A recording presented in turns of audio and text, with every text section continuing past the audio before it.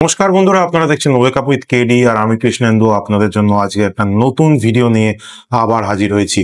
আর আজকের এই ভিডিওটা যারা কলকাতা এবং কলকাতার আশেপাশের অঞ্চলে বসবাস করে, কলকাতাতে যারা প্রত্যেক দিন বিভিন্ন ধরনের কাজের জন্য আসে, অর্থাৎ ব্যবসার জন্য, চাকরির জন্য, স্কুল, কলেজ, অফিস, আদালত বা অন্যান্য যে কোনো কাজের জন্য যারা কলকাতায় আসেন, তাদের জন্য আজকের এই ভিডিওটা অত্যন্ত গুরুত্বপূর্ণ। পেহেলগামে, কাশ্মীরে যে সমস্ত মানুষেরা ঘুরতে গেছিল, যারা নির্দোষ ছিল, তাদের যখন ধর্ম দেখে তাদেরকে হত্যা করা হয়েছিল নির্বিচারে, আর সেই ঘটনার পরেই যখন ভারত সরকার অপারেশন সিন্দুর লঞ্চ করলো এবং পাকিস্তানের ভেতরে ঢুকে পাকিস্তানের জঙ্গি সংগঠনকে একেবারে দুর্মুষ করে দিল, ঠিক তারপরেই কিন্তু পাকিস্তান বারবার চেষ্টা করেছে ভারতবর্ষের ভেতরে ড্রোন হামলা করে ভারতবর্ষের বিভিন্ন ধরনের ক্ষতি করতে।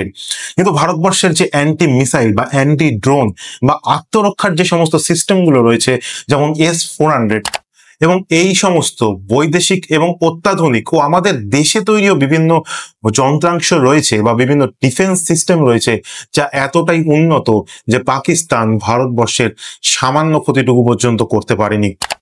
এবং তারপরেই শুরু হয়েছে যুদ্ধবিরতি। কিন্তু এই যুদ্ধবিরতির পরেও দেখা গেছে পাকিস্তান বিভিন্ন রকম ড্রোন অ্যাটাক ভারতবর্ষে করতে চেয়েছে, কিন্তু তাতেও তারা কিন্তু সফলতা পায়নি। এবং তারপরেই কয়েকটা দিন পেরিয়ে গেছে, এই মুহূর্তে সামান্য হলেও যে দুই প্রতিবেশী দেশ, তাদের মধ্যে সামান্য হলেও শান্তি রয়েছে। কিন্তু ইতিমধ্যেই কলকাতার বিভিন্ন সংবাদ মাধ্যম, এবং শুধুমাত্র কলকাতা নয়, সারা ভারতের বিভিন্ন সংবাদ মাধ্যমে কিন্তু কয়েকটা খবর দেখা যাচ্ছে, যে খবরটা কিন্তু এই মুহূর্তে কলকাতাবাসী, পশ্চিমবঙ্গবাসী এবং বিশেষ করে সারা ভারতবর্ষের জন্যই একটা নতুন করে মনের ভেতর কোথাও না কোথাও ভয়ের উদ্বেগ পড়েছে। কেন এই কথাটা বলছি এই কারণে যে কিছু সূত্র থেকে জানা যাচ্ছে বা বিভিন্ন নিউজ চ্যানেলের যে তথ্য তারা আপলোড করেছে বা যে বিভিন্ন ধরনের নিউজ তারা যে রিলিজ করেছে, সেটা থেকে একটা খবর পাওয়া যাচ্ছে, যদিও সেই খবরটা 100% ভেরিফাইড করে কেউই এই মুহূর্তে বলতে পারছে না যে সোমবার রাত্রি 9:45 থেকে 10:30 অবধি এই কলকাতার আকাশে অজানা ড্রোন দেখা গেছে, এবং সেটাও 8 থেকে 10 খানা। হ্যাঁ বন্ধুরা, এই খবরটা শোনার পর হয়তো আপনার মনেও এই মুহূর্তে উদ্বেগ জেগে উঠছে, কিন্তু এই খবরটা কিন্তু বিভিন্ন সংবাদ মাধ্যমে আজকে সকাল থেকেই আমি দেখতে পেয়েছি। প্রথমে আমার খানিকটা সন্দেহ হয়েছিল, মনে হচ্ছিল এটা নিয়ে ভিডিও বানাবো কি বানাবো না, কিন্তু দেখলাম যখন অনেক মিডিয়া কিন্তু এই খবরটাকে কোথাও না কোথাও গিয়ে কভার করেছে, এবং এই যে ঘটনাটা সেটা শোনার পর পশ্চিমবঙ্গের সরকার এবং সারা ভারতবর্ষের সরকারও কিন্তু নড়ে চড়ে বসেছে, এবং ভারতবর্ষের সরকার পশ্চিমবঙ্গের সরকারকে নির্দেশ দিয়েছে এই ঘটনা সম্বন্ধে একটা রিপোর্ট সাবমিট করতে। শুধুমাত্র তাই নয়, কলকাতার আইবি, কলকাতার পুলিশ, গোয়েন্দা সংস্থা এবং ইন্ডিয়ান আর্মিও কিন্তু এর মধ্যে যোগদান করেছে এবং এই ঘটনাটা কি সত্যতা সেটা জানার চেষ্টা করছে। আপনারা জানেন যে কলকাতার এমন কয়েকটা জায়গা রয়েছে যেগুলো খুব সেন্সিটিভ জায়গা, এবং যেগুলো নো ড্রোন জোন, অর্থাৎ সেই সমস্ত জায়গাগুলোতে ড্রোন ওড়ানো যায় না। কিন্তু সোমবার রাত্রিবেলা এই যে ড্রোনগুলো উড়েছে বলে শোনা যাচ্ছে, সেই ড্রোনগুলো কিন্তু এই ধরনেরই নো ফ্লাই জোনেই উড়তে দেখা গেছে। কি সেই জায়গাগুলো? সেই জায়গাগুলোর নাম শুনলে আপনি চমকে উঠবেন। Fort William, red road, Hastings, এমনকি ভিক্টোরিয়া মেমোরিয়াল, এই সমস্ত জায়গায় কিন্তু এই ড্রোনগুলো উড়তে দেখা গেছে বলে বিভিন্ন সূত্র থেকে জানা যাচ্ছে। এই ড্রোনগুলো নাকি মহেশতলা এবং বেহালার দিক থেকে আসতে দেখা গেছে।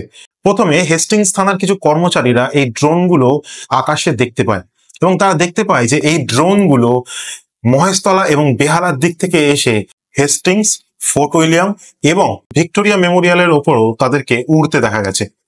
এবং এরপরে তারা জওহরলাল নেহেরু স্ট্রিটের ওপরেও কিছুক্ষণের জন্য স্থির হয়ে থাকতে দেখা গেছে, এবং একদম শেষে এদেরকে স্পট করা গেছে পার্ক সার্কাস জোনে, এবং তারপরে এই ড্রোনগুলোকে আর নাকি দেখতে পাওয়া যায়নি।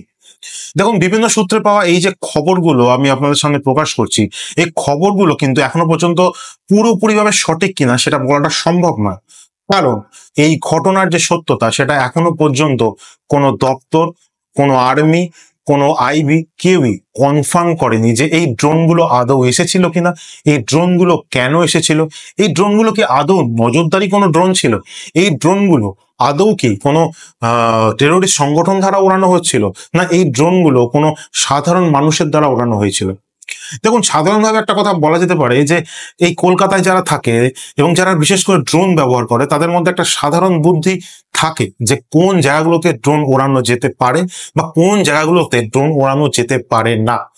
এবং যেই সমস্ত জায়গায় এই ড্রোনগুলো উঠছিল সেগুলো কিন্তু আরো বেশি করে আমাদের মনে কোথাও না কোথাও একটা সন্দেহ তৈরি করে দিচ্ছে। দেখুন, এরম হতেও পারে যে এই ঘটনাটা একটা মিথ্যে ঘটনা বা একটা বুজরুকি বা একটা গুজব, এবং সেটা হলেই বোধহয় কলকাতাবাসী হিসাবে আমি খুব খুশি হব। কিন্তু এই মুহূর্তে যেহেতু এই পুরো ঘটনাটা ইনভেস্টিগেশনের মধ্যে রয়েছে, তাই বেশি কিছু এই খবরটাকে নিয়ে বলাটা সম্ভব নয়। পূর্ব ভারতের সেনা দপ্তর, অর্থাৎ এই মুহূর্তে যেটা বিজয় দুর্গ বা আগে যেটাকে ফোর্ট উইলিয়াম বলে সবাই জানতো, সেই জায়গাটায় সেই একটা সেন্সিটিভ জায়গার উপরে এই ড্রোনগুলোকে নাকি উড়তে দেখা গেছে। এমনকি হেস্টিংস থানার পুলিশও যখন এই ফোর্ট উইলিয়ামের যে সমস্ত আর্মি কর্মকর্তারা আছে তাদেরকে জিজ্ঞাসা করেছিল যে কোনো আর্মি মহড়া বা কোনো অনুষ্ঠান হচ্ছে কিনা যার জন্য তারা এই ড্রোনটাকে ব্যবহার করছে, তারাও কিন্তু এটাকে পুরোপুরিভাবে নাকচ করে দিয়েছে এবং তারা বলেছে যে এই ধরনের কোনো রকম কোনো কার্যক্রম কিন্তু সেই দিন সেখানে হচ্ছিল না। সোমবার রাত্রিবেলা এই ঘটনা কেন ঘটলো, এর উত্তর আমি অবশ্যই এর পরবর্তী ভিডিওগুলোতে নিয়ে আসবো যদি আমি কোনো রকম কোনো খবর পাই। এবং এই ভিডিওটা কেমন লাগলো সেটা কিন্তু আপনারা অবশ্যই জানাবেন। দেখুন, এটা সত্যি হতে পারে, মিথ্যে হতে পারে, তাই কোনো পসিবিলিটিস বা কোনো ধারণা বা কোনো সম্ভাবনাকে আমি এই মুহূর্তে এটার মধ্যে আনতে চাই না। কিন্তু কলকাতাও এবং পশ্চিমবঙ্গ যেহেতু একটা বর্ডার শেয়ার করে, সেই জন্য কিন্তু কোথাও না কোথাও সাধারণ মানুষের মধ্যে একটা উদ্বেগ অবশ্যই হতে দেখা যাচ্ছে। তবে আমাদের ভারতীয় সেনা, পুলিশ এবং আমাদের রাজ্য ও কেন্দ্রীয় সরকারের উপর এই মুহূর্তে ভরসা রাখা ছাড়া এবং তাদের কথা মতো কাজ করা ছাড়া আমাদের হাতে আর কোনো উপায় নেই।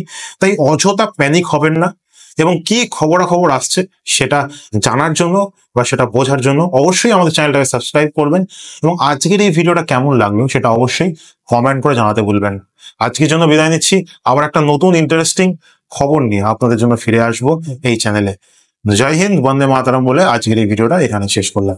ভালো থাকবেন, ভালো রাখবেন।